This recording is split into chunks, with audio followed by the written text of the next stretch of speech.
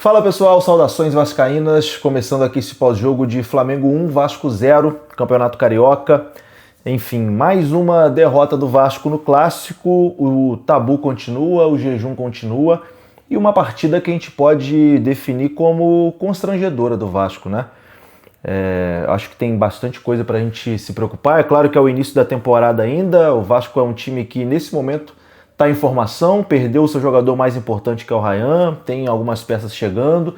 É claro que não dá pra gente na terceira rodada do campeonato, terceiro jogo do ano, já sair falando que, porra, nada presta e, enfim, fazer aquele escarcéu, mas tem que ficar com o alerta ligado com toda certeza, principalmente por conta do contexto do ano passado ainda, e eu vou tentar falar isso aqui da forma mais calma possível durante esse vídeo.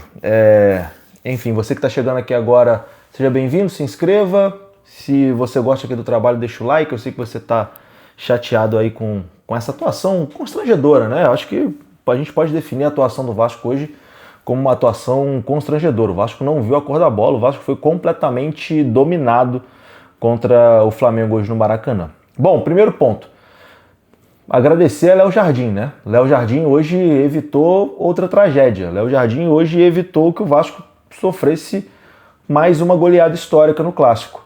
Porque o Flamengo hoje produziu para golear o Vasco, mas ainda bem que o Vasco tem um baita de um goleiro, um grande goleiro que evitou hoje uma tragédia. Graças ao Léo Jardim, o Vasco perdeu só de 1-0, porque se você for olhar ali chances de gol, enfim, o Flamengo criou para fazer um placar elástico hoje em cima da gente. Então já fica aqui registrado esse agradecimento ao Léo Jardim por ter evitado essa tragédia hoje no Maracanã.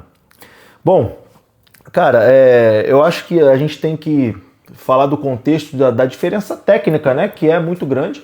O Flamengo tem um time que é pronto, hoje tem aí, talvez ao lado do Palmeiras, o melhor elenco aí da América do Sul. Eu acho que, se a gente pegar na Argentina, não tem time nível Flamengo e Palmeiras, no Uruguai muito menos, Colômbia muito menos. Enfim, até o River Plate, que fazia uma fumaça de vez em quando, não consegue mais chegar. O Boca, enfim, tá mal pra caramba. Então, assim, Flamengo e Palmeiras hoje meio que tem o domínio, né, do futebol sul-americano. Então, para qualquer time que for enfrentar Flamengo ou Palmeiras, vai ter dificuldade. Mas eu acho que hoje foi ainda pior do que as expectativas. A minha expectativa do jogo de hoje já não era muito grande, mas a expectativa, o que aconteceu, conseguiu ser mais baixo ainda do que a minha expectativa, porque o Vasco não viu a cor da bola, né? O Vasco teve uma finalização no jogo, que foi a finalização do GB, e ele perde ali um gol que não pode perder, né? E é nesse ponto que eu faço aqui um pequeno comentário, né, sobre Pablo Verratti, porque quando você tem um time que é muito inferior tecnicamente, quando tem uma oportunidade, você tem que fazer o gol. E durante muito tempo o Vasco conquistou pontos, conquistou vitórias ou empates, porque o Verratti tinha uma chance, fazia o gol e garantia ali um pontinho para o Vasco, uma vitória que seja. Enfim, agora a gente não tem mais Pablo Verratti. Eu entendo também que o Verratti estava num declínio, etc e tal. Só um comentário de que tem que chegar um matador para esse time do Vasco. E esse matador, no momento, não é o GB. O Vasco perdeu o Verratti e perdeu o seu principal jogador também, que é o Ryan. E eu acho que é até uma covardia colocar em cima do GB a responsabilidade de ser o substituto do Ryan, de ser o substituto do Verratti. É até uma covardia para a carreira do GB, porque ele ainda não está pronto para isso. Pode ser que o Ryan, durante muito tempo também, estreou sem estar pronto e depois com o Diniz evoluiu. Tomara que aconteça o mesmo com o GB, mas é uma certa covardia colocar a responsabilidade toda em cima dele. Sei que tá chegando o Brenner aí, mas eu ainda acho que tem que chegar um matador para suprir essa ausência do Verratti e suprir a ausência do Ryan também. Ryan, que para mim é um jogador praticamente insubstituível, né? Vai ser muito difícil o Vasco conseguir alguém ali do mesmo nível do Ryan. Mas enfim, o Flamengo hoje fez o seu primeiro jogo com os titulares e acho que até que o Flamengo estava numa intensidade menor do que geralmente tem, é óbvio, né, o primeiro jogo, mas mesmo assim foi mais do que o suficiente para poder massacrar o time do Vasco, né? Assim, parecia que o Vasco não tinha perna, né?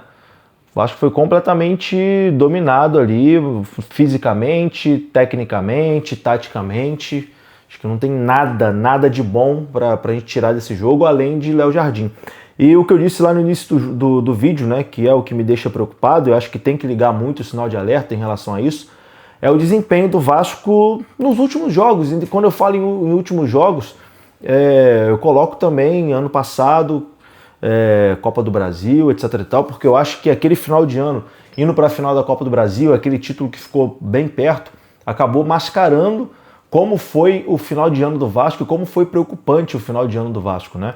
Porque o Vasco fez uma reta final de Campeonato Brasileiro vergonhosa, onde se tem mais 2, 3 rodadas, o Vasco ia acabar rebaixado no Campeonato Brasileiro. Eu não lembro agora de cabeça, mas talvez dos últimos 10 jogos o Vasco perdeu 8. Estava brigando pela Libertadores, despencou para quase ser rebaixado. Então, assim, foi constrangedor a reta final do Vasco, constrangedora.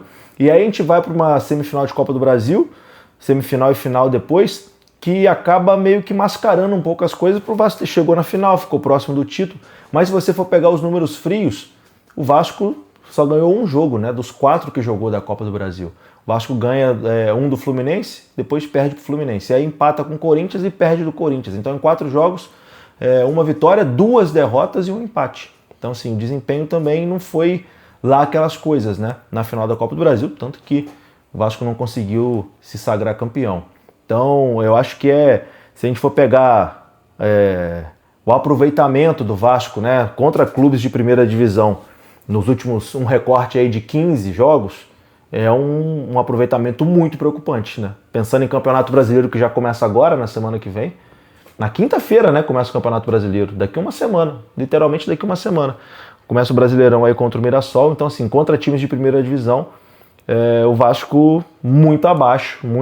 Então assim, é um elenco que precisa muito de peças, tá chegando aí algumas, e eu até acho que as contratações pro ataque ali, que o Ryan é insubstituível, mas o Inês trouxe é um bom nome, o Brenner é um bom nome também, eu acho que pode render, mas eu acho que ainda falta muita coisa para esse time do Vasco ser um time ainda competitivo, né? Eu ia falar ainda mais competitivo, mas eu acho que nesse momento o Vasco não tem um time competitivo, né?